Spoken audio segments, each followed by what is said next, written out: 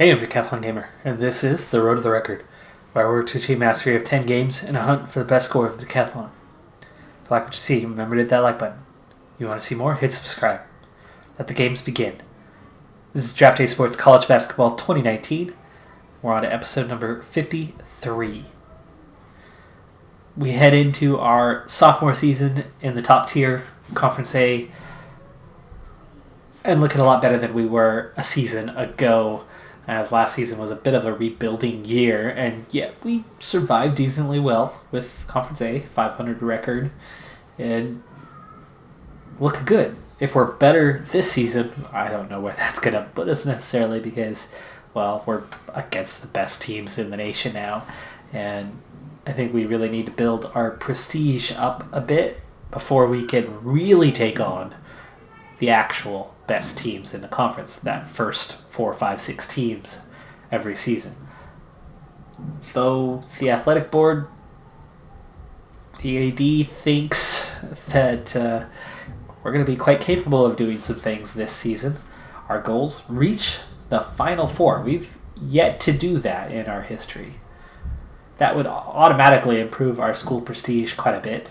Of course, no academic ineligibility. A high-ranking academic school, that's a big thing. Though I have 2 players that are on the edge, and they're both working with tutors and spending more time studying. Win 20-plus games, I think that's a goal we can certainly achieve this season. And then finish top 3 in the conference. Again, there's still 4 or 5 teams that year in, year out are the super elite. We have not reached that state. And speaking of reaching that state, I mean, we haven't even reached a high enough prestige level that despite being Conference A, despite having a good squad this year, we're still not preseason rankings, ever. And usually it's, a good 10 games before we even crack that nut and get up that high. So as the season is now ready to begin, we've got our early scouting reports. You can see it's not until our 4th game of the season, but Samford. You can see just how dominant we are now against that lower tier of teams. So we're certainly up there. And we've got Florida State coming up. This is a Conference E opponent. This is a regular perennial top 25 kind of school. And even against them, we're a 75% advantage. And looking up and down my roster, there are 0 seniors in the starting lineup. 0. So excited about the future with this team. Speaking of excited for the future, last time we were just into that part of the recruiting. Well, we got our guys. And new rankings just came out here in November, but they were both in the top 35 at the time that we signed them. So Brooker and another Kennedy, Charles Kennedy, coming in, power forward, point guard, even now still top 40s. We've got them both on verbals. However, their GPA, high school GPA, not fantastic.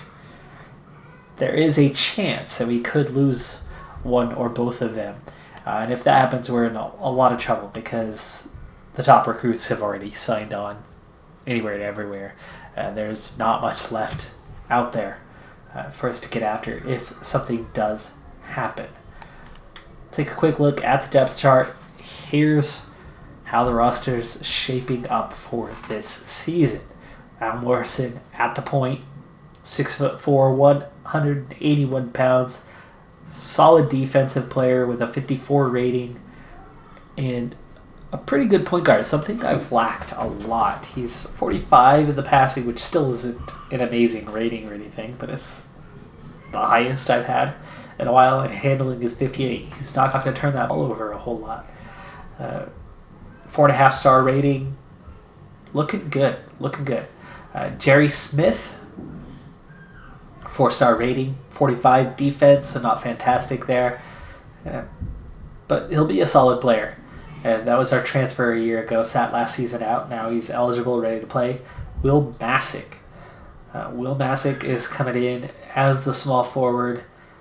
Not a great scorer, but he's going to handle the ball well, so he's not going to turn it over. Fairly good defense. Fairly well-rounded player. 3.5 star guy. Not fantastic. But he'll be a decent role player for us and won't mess up that lineup too much. Udonis Cougar back at power forward, really good scorer. He's handling the ball even better now. His defense is fantastic. A 62. He's going to wreak a lot of havoc and as a 4.5 star guy. Jim Ross, our incoming freshman, comes straight away into the side at center. Not a great scorer this season. Not a great ball handler, but he won't turn it over a ton. But he's got a 49 offensive rebound rating and a 44 defensive rebound. And when you put him with Cougar, a 43, 46, these guys are going to grab a lot of boards. A 40 on defense, yeah, room for improvement there, but definitely not a bad rating, and that's good. I mean, I've really keyed in on strong defensive recruits these last handful of years, and it's really starting to show as our defense has become a centerpiece of this team. His blocking rating is pretty good at 41, and he's going to get a lot of steals. And you look at the starting five, they are all between 33 and 40. Every one of them. So those guys are going to force a lot of turnovers, and they're all 3.5 to 4.5 star guys, meaning quality. We do have some quality on the bench as well. Derek Kennedy, maybe brother of Charles, in there.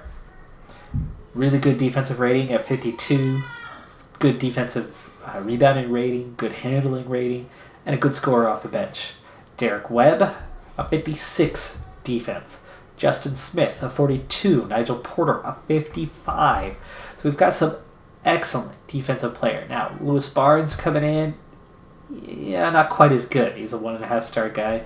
He's not going to play a whole lot of minutes there behind Cougar, though. Maybe I knock Cougar up a notch. And Barnes down a notch just to make sure that he's not on the court too much. Gerald Nicholson, even our 11th man, is a 40D. I think his rating is a bit below where it really should be, but he's not much of a scorer. We don't have a ton of scoring on the bench, but Derek Kennedy could definitely put up some. And this is definitely the best the roster's looked for a little while. And again, no seniors in the starting five. So there's a really good chance that this team's going to get even better a year from now. So, season ready to start. Let's go ahead and get into it. We don't play on the opening day, but we will definitely watch our first game at very high speed. It's against Buffalo. Buffalo's quite a few divisions below us. So, opening games, it's not entirely uncommon for people to have not gelled, new players in the starting five, new depth chart. Things change, and it does take time. So, it wouldn't be the worst thing if we don't completely blow them out. But on paper, that's exactly what we should do.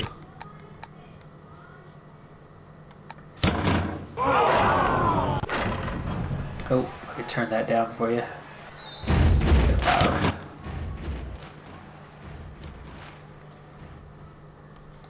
There we go. Alright, so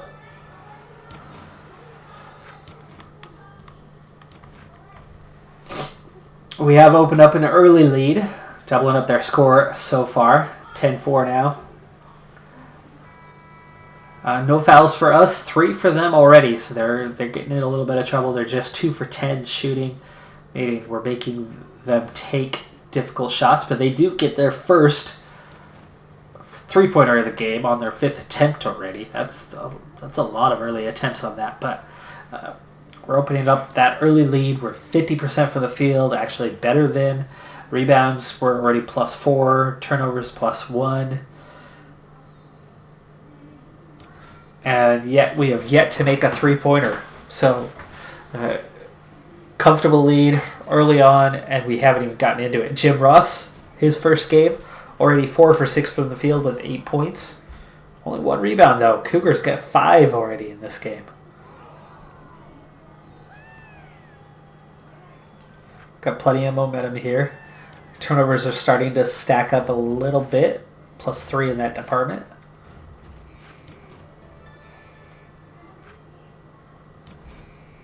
But at just 31%, they are really struggling to find good looks. And then added into that inability to find good looks is the fact that they've already got 8 turnovers. We've got 4 blocks, we've got 4 steals. Now, we have not protected the ball terribly well. We have 6 turnovers, but for the most part, not for the most part, they've got 4 steals, so at least 4 of them have come via the steal of our 7 turnovers now to their 5 steals. So they're stealing the ball relatively well. I don't know if that's because they have some decent defense, but we end the first half with total blowout, 46-18, as we're really pulling away and showing our dominance compared to Buffalo. And this is where we should be. I know we have not yet hit that first tier, that top 5-6 teams in the nation. But I really do think we have effectively become the second tier. I really do. I think we're at that level now where we're the second best set of teams in the nation. So we're in that, next 10 teams or so, meaning we're in the 7 to 16 range.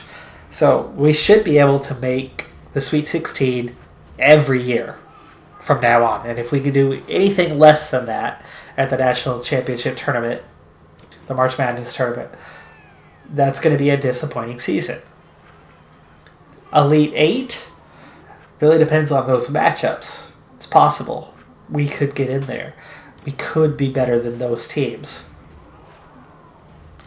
But the Final Four is still a little bit of a stretch.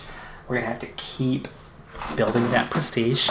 We're consistently recruiting players now inside the top 50 every season, most every season.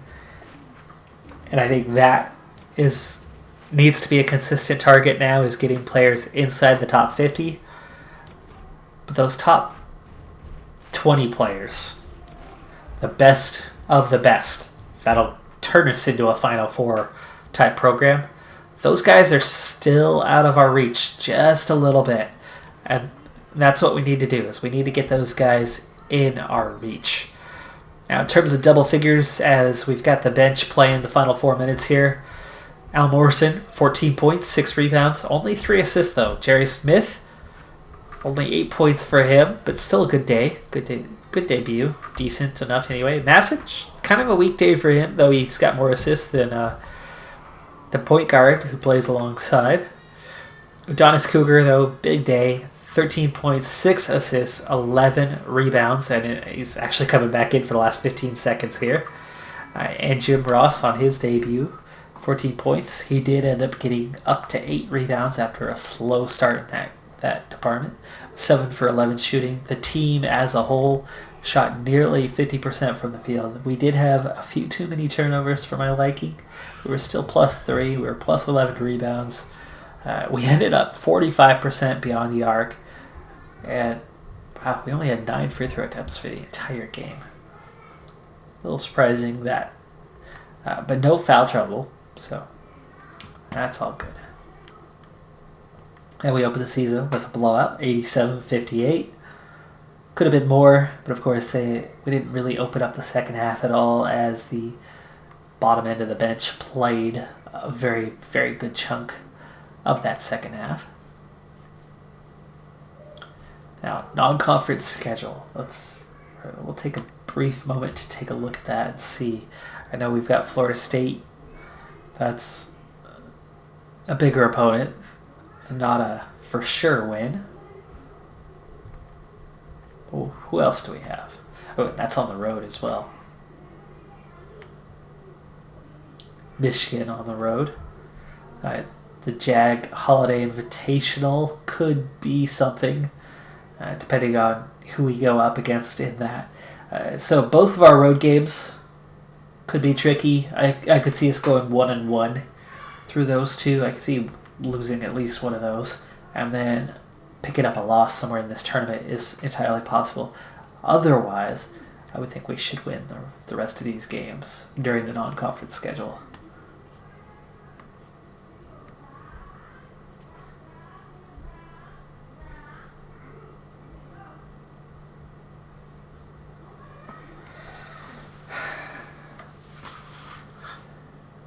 No RPI ranking. It's tabulated each week. So that one's not shown up yet. And we're definitely not going to watch any more games here in the non-conference schedule. In fact, we're going to kind of quickly move through the non-conference schedule because we've hit that stage now where we really should be cruising through all or most of it as we go 2-0. 83-53. So yes, we are kind of on our way to two blowouts, but here is Florida State and Oregon. That's our upcoming opponent. Let's see how they do against Oregon. So we'll go back and at least check the score and see if they give them a good fight or if they lose by a considerable margin. Oregon is ranked 19th, so they're getting a bit more respect than we are. Close game. And then I want to say that was in Eugene, right? Yes. So that was in Eugene, and they only won by 8 points.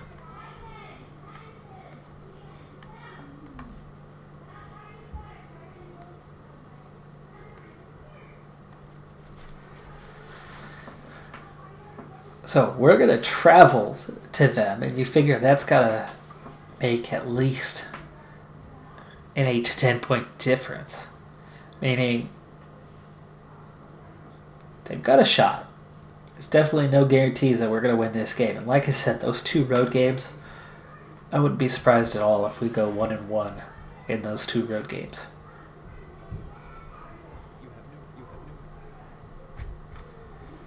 All right, 1 week in the books. We start off 2-0. Wow, look at those invitationals. Okay, letter of intent signed by both guys. That's good. But of course, it's going to be January before we find out for sure if they're going to make it. Iona, heavy favorites. South Alabama. I don't think it goes above 89%. I think that's the highest odds given. All right. Look at box score on this one, regardless of what the final score of the game is. See how we do against Florida State. We'll look a little more closely at the Michigan game as well. But otherwise, we're going to quick sim most of this time period. And we'll kind of take a look at the stats and see how the players are doing. We do get the victory, and it's 85-78, so we get the 7-point victory, so a very similar score to the Oregon game, but we did it on the road, and we did it in a come from behind. We were down 18 at the half, but we outscored them 50-25 in the second half to take the victory. Not many lead changes or times tied. I mean, this was very much they led, and then we led. Our biggest lead was 7 at the end of the game, so I'm thinking we didn't come back until late. So nice job digging down or digging in and pulling out the result. Jim Ross, 21 points, 7 of 13 shooting, 11 rebounds, so he got a double-double there. Jerry Smith had 18. Those guys step it up. Cougar had 13 today and 7. Not his best game. In terms of plus-minus, definitely the starting 5. And Nigel Porter carrying the load for the team today. 44% from the field. They were 39. A little bit better beyond the arc. Both teams making 7. Free throws, 20 of 30. They were 23 of 30. Luckily, they didn't take too much advantage. Personal fouls was about level. Rebounds +3. Turnovers +1. So overall, fairly tight contest, but we trailed massively, so big credit goes to the team on fighting back.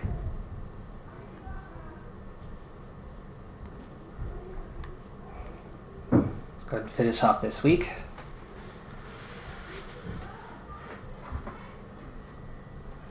After that first week, RPI already up into the top 100. And beating Florida State should boost it a bit further. Curious to see if Draft Day Sports College Basketball 2020, if they're going to have an update regarding the system, because as far as I could tell, they went away from the RPI system this last year.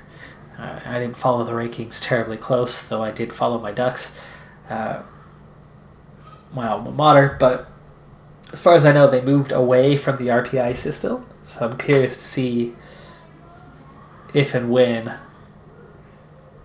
the developers are going to move away from that in this system as well. So 4-0, we do get that victory. Next up will be Iona, who are off to a 4-0 start themselves. But we are heavily favored in that game, though it was not the 89% variety. It was in the 80s, though. Low 80s, I think, if I remember from seeing the scouting report. But early on, we're already seeing some losses. Duke 5-1, Syracuse 5-1. Stanford 5-1.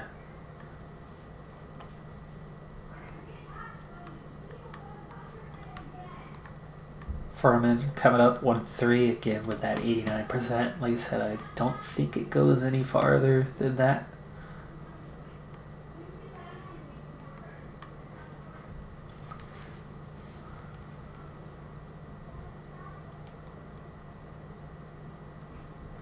And like I said, I'm definitely going for a quicker approach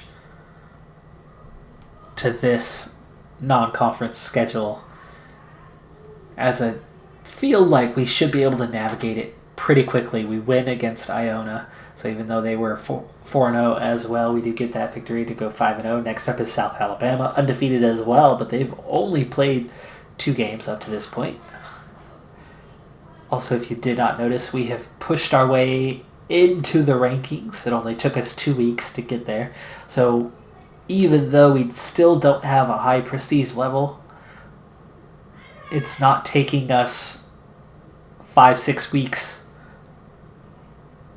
and sometimes 15 weeks to see our way into the top 25 despite having a really good record. Now it's only taking us 2 weeks to get up in there.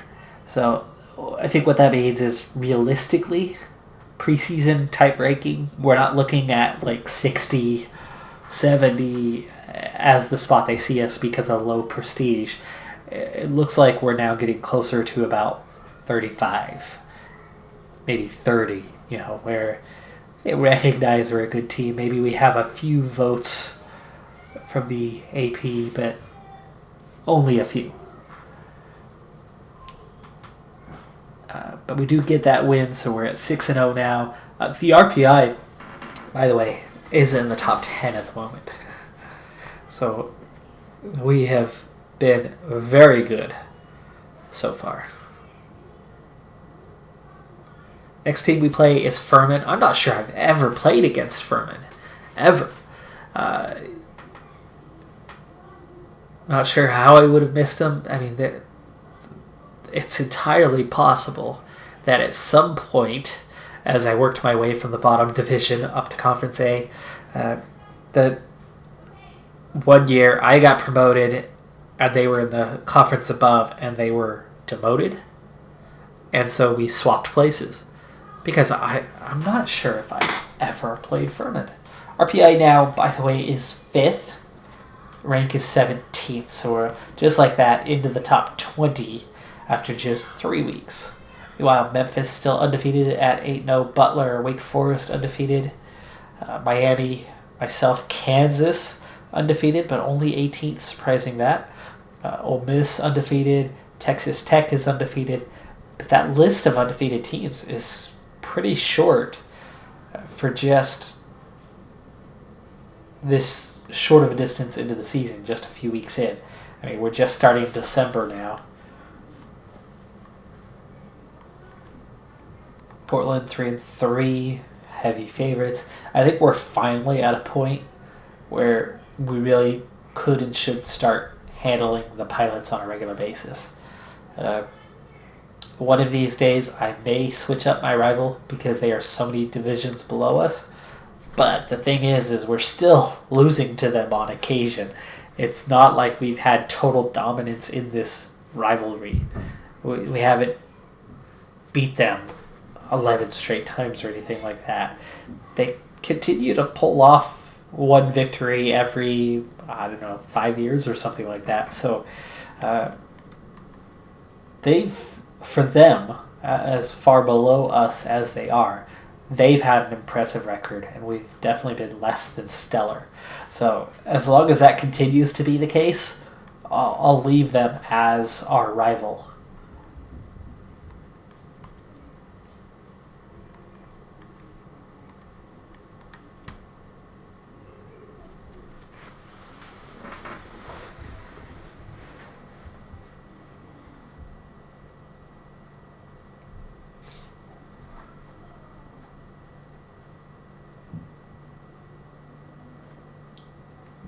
Now again, I have higher hopes for this season than last,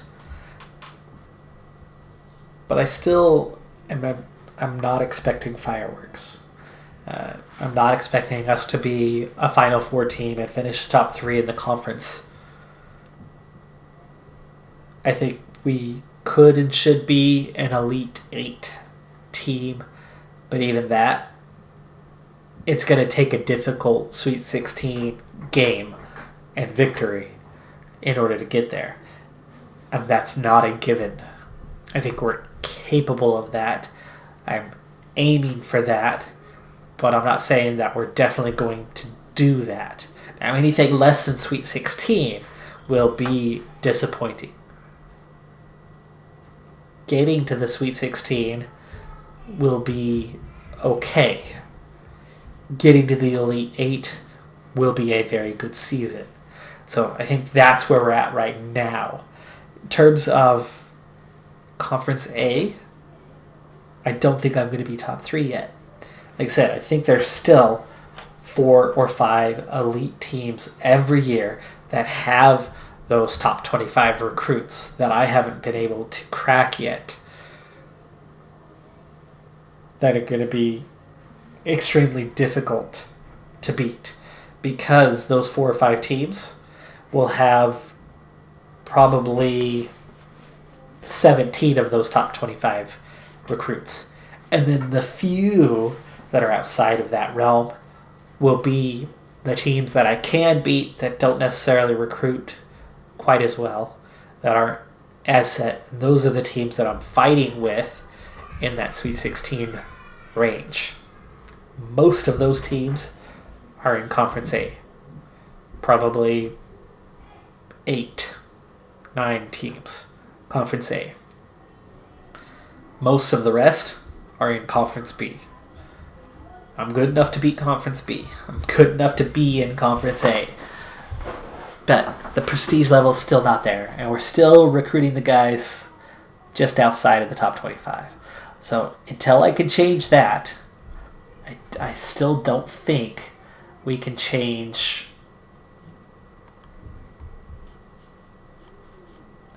the overall kind of scheme, the overall position. We can't push to be a Final Four team until we can start recruiting top 25 players. And that's going to take the prestige to go up. Speaking of, this is all good, right? Conference prestige is a 99, but the team prestige, right, still just that 59. So we're still not quite there. We're a few boosts, like a 70 and above. I think that's where we're going to start getting those top 25 guys. So we're still 1 or 2 good seasons with a good, 5+ prestige boost before we're going to hit that next level. Now, where? Let's see, what was I wanting to check?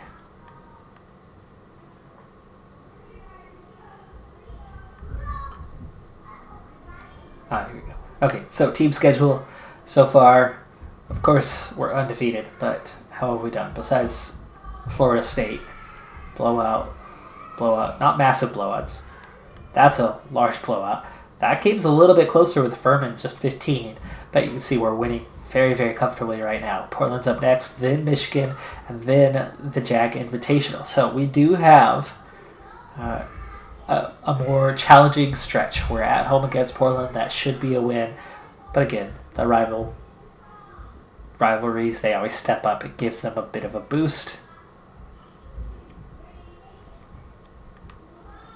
But then you could see this looks like a really challenging schedule just on the surface, just at quick glance. We've got a lot of road games early on.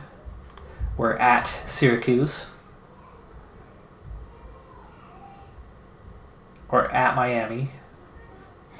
We at least have North Carolina and Duke at home. And you can see we've got more home games at the end of the season than we do at the beginning of the conference schedule. But it looks like a really tough schedule to me. But Conference A is just a tough schedule, period. If you have not picked up on this by now, and this is what I really like about, there you go, yeah, Michigan, Conference B. Wow, look at that. We are heavily favored. Wow, against a Conference B team in Michigan, who weren't they Conference A last year but relegated? Even Villanova looking to give us a better challenge. Of course, that's neutral territory, as that's the Invitational.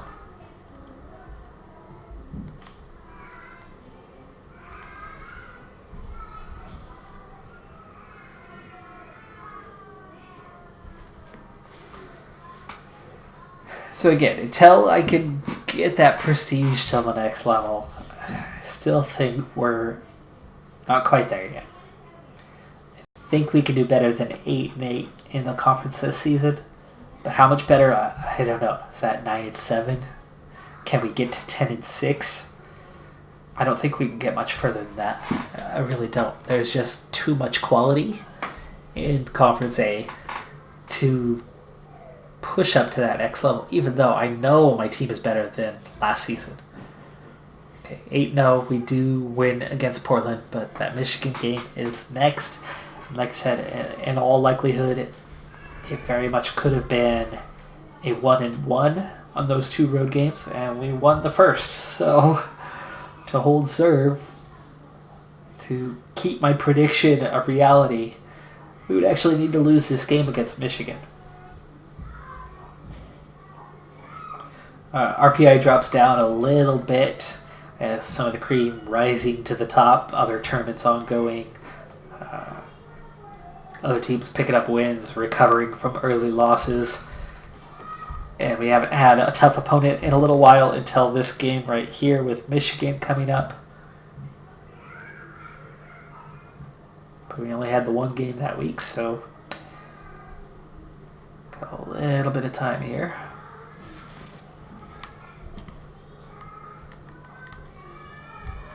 There's our last conference game that looks like a comfortable, yeah.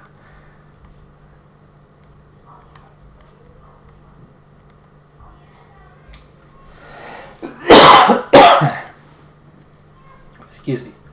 All right, there's the Michigan. Wow, they're only 4-4. I did not notice that they were only 4-4. Well, given that, maybe we are more heavily favored.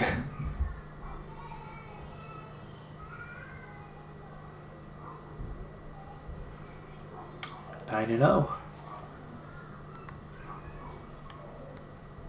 Was that 97? Oh, wow, we almost hit the century mark. Jim Ross, 25 points, 15 rebounds. A freshman center stepping up in a big way. Cougar going with him, 16 and 12. A little bit of foul trouble there. 50% from the field. Defensively, though, not our best showing. They were 45%. Oh, geez. Huge advantage in rebounds. 44-28. Turnover 7-17. So, yeah, that is a blowout.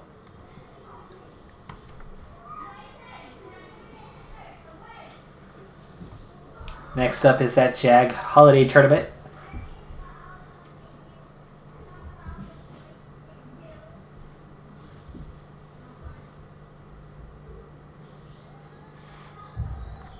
That very well could be our first loss of the season somewhere in that tournament. Villanova,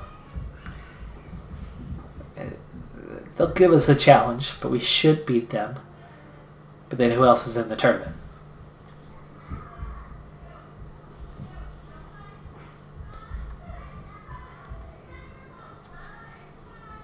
We'll find that out here in a moment.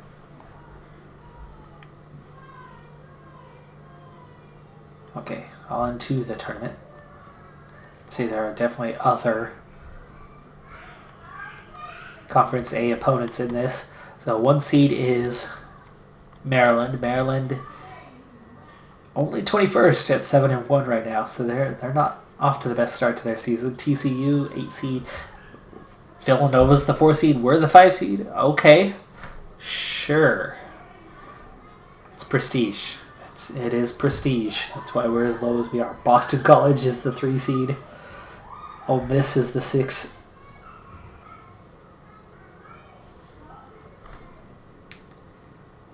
And then, that's Mississippi State. Ole Miss the 2, and St. Louis the 7. Obvious favorites for this one are going to be Maryland, myself, and Mississippi. Boston College, maybe. I think they're in Conference B.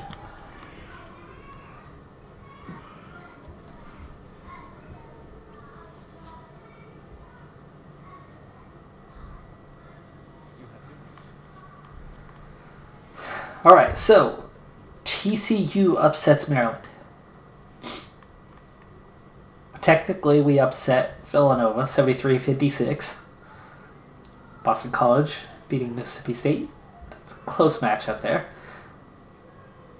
And St. Louis giving a game to Mississippi. That's relatively close.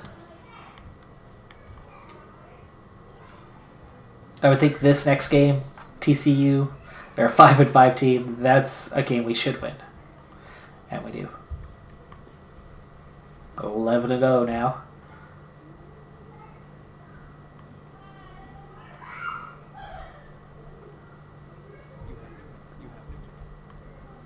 I think we're going to move back up in the rankings a little, only slightly. Only slightly. Boston College losing to Mississippi, so it's us and Ole Miss, and they are 10-1 at 23rd. Big matchup here. We've got a real chance to win this Holiday Invitational Tournament, and if we do, our last game should also be a win, and we could enter the conference schedule at a perfect 13-0. And that is a huge advantage to start our season. Let's go ahead and at least see the matchup for this game. Though we will not have enough time to sit through it. Oh, there's Utah coming up. Let's start with the Mississippi one. Ooh, big favorites. Okay, and then we've got Utah and Oregon. Let's see how that one's. Utah, the favorite. They are on that edge of elite status. They're in that second tier with me, and they're quite a bit ahead of me at this point. We are a bit ahead of Oregon at this point, and they're definitely in that second tier as well. So we seem to be right in the middle of that group this year, and I think we pulled off more wins than we deserved to last season. I didn't expect to be 8-8. That's why this season I'm expecting just slightly better. Because if we could pull off 8-8 when we were only as good as we were a year ago, You think we should do that and more this year, but realistically, I think we've kind of hit the midpoint of the conference. But if we're 11-0, RPI is 11, well, are we? I don't know. I think on paper, though, we're still really only middle. All right, 2 games left, non-conference schedule. Let's go ahead and get through them. And we'll take a look at some stats. And, blowout. Blowout. And Utah just won their tournament, by the way, as well. So they just had a tournament. 95-66. Dominant in both halves. Points in the paint, 36-14.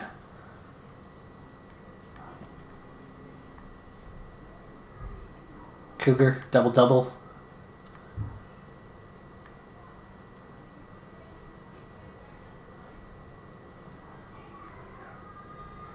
A lot of guys in double digits here, scoring-wise. Masic, not doing the best, but his plus-minus has been really good. So I think whatever he's doing, he is at least fitting in. But we'll know more here in just a little bit because we have 1 game left against Milwaukee to wrap up the non-conference. And, oh, God, goodness me, it's the very next day. So playing 3 days in a row was not enough already. We're going to make it 4 games in 4 days. A little bit rough, that.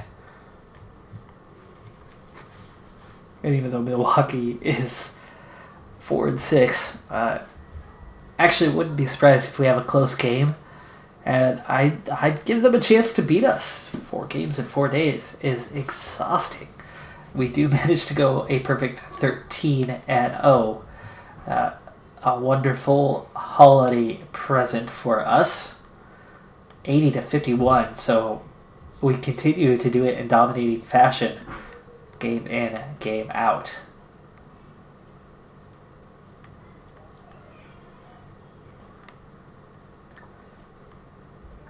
And with that, let's go ahead and take a look at some statistics here.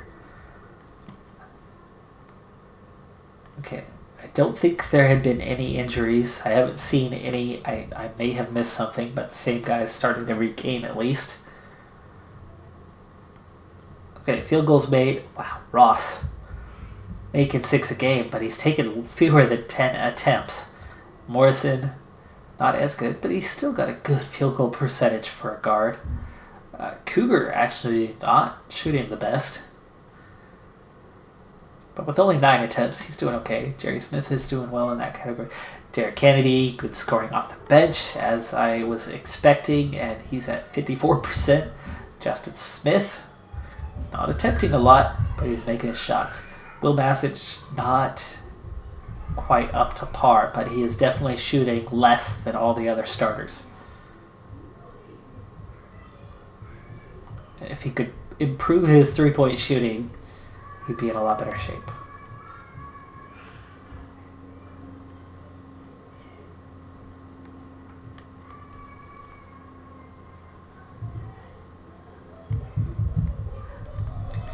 Cougar, 3 offensive boards a game. Ross, nearly that. Masic is helping out in that department. Cougars adding 9.2 per game. Total rebounds. Ross 7.5. Masic, still not a great number. A little bit worried about whether I should stick with him and give him a mediocre rating so far, performance-wise. But what would I do? Move up Kennedy? Then I don't have scoring off the bench. So then do I go to, what is it, Porter? His backup? Well, what's Porter done? 41% from the field. Wondering if I should just start giving him a few more minutes. He's been perfect at the free throw line. Depends on the defense too, right?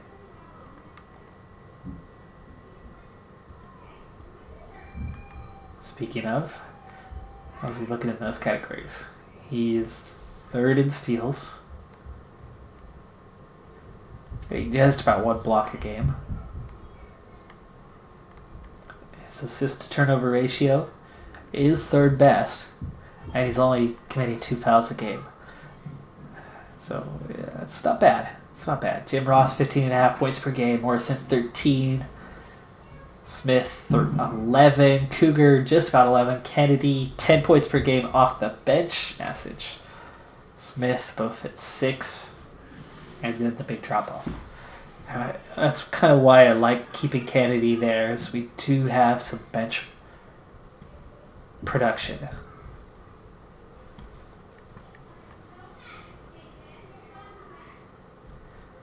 One thing to keep an eye on, and I think this is what I was wanting to check earlier, was that GPA. Morrison took care of his grades.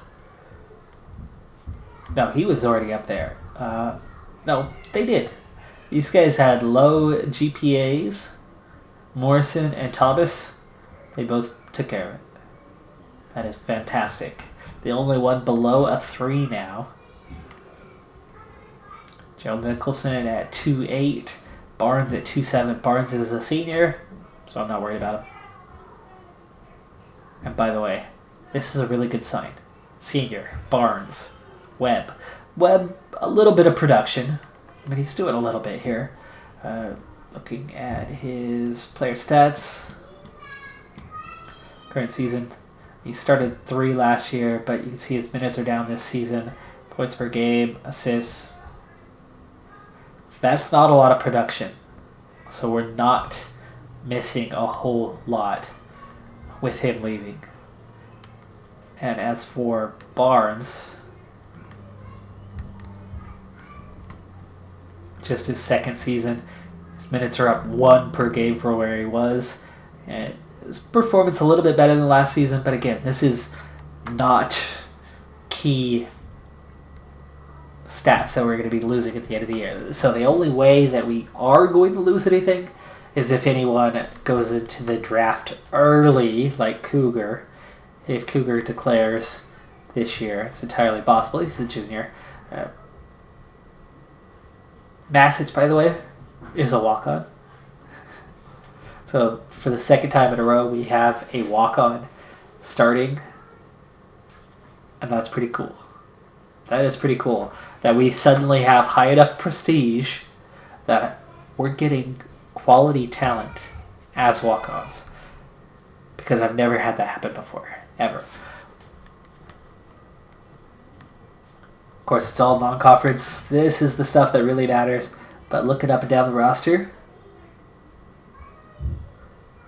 the teams in conference, most everybody is ranked. Oregon just outside of the rankings as they dropped to 8-4. I never saw Texas A&M, but they're 9-3. Louisville's 8-4. Michigan State unranked as 7-4. But that's it. The worst record in conference right now is 4 losses. We're the only undefeated at 13-0. That's looking pretty good entering conference play, but that does not mean that we are the best team. Duke has the number 1 RPI at 12-2. We're certainly up there, though. We're certainly in the mix. We're 11th RPI at perfect 13-0. I'll take it. That's going to do it for this episode. I'm Decathlon Gamer. And remember, aiming for the best of the best. So if you're ready to join me on my journey, hit subscribe. Until next time on my road to the record. Bye for now.